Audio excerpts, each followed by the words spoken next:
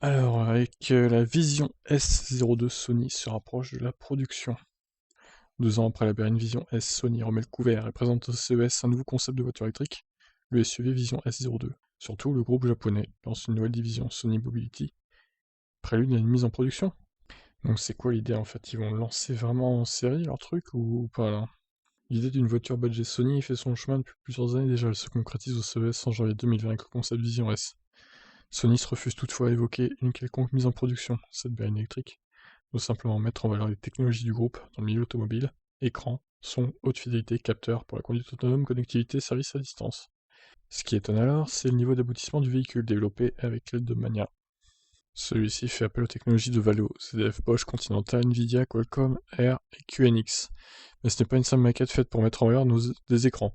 D'ailleurs, dans les mois qui suivent, Sony continue à peaufiner sa berline, y compris sur des aspects qui n'ont rien à voir avec le cœur de métier de la marque, comme le comportement routier au Japon et aussi en Europe, mais officiellement il n'y a toujours aucune mise en production au programme.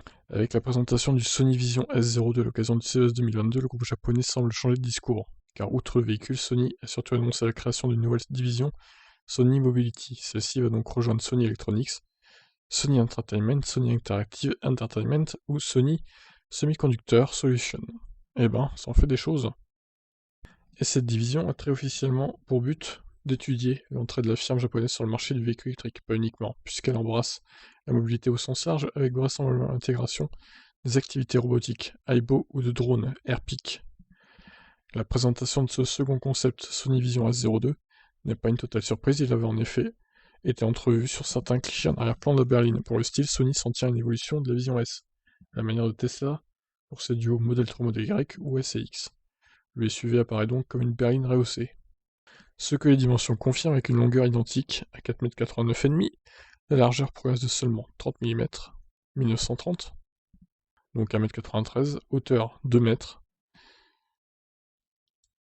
200 mm, pardon, donc 1,95 m, et l'empattement s'allonge de 30 mm à 3030 mm. Ce lourd véhicule 2 tonnes 480 n'a de SUV que la hauteur, mais certainement pas les altitudes hors de l'asphalte. Sa garde au sol est en effet de seulement 157 mm. Effectivement, ouais, c'est pas très très beau quand même, hein.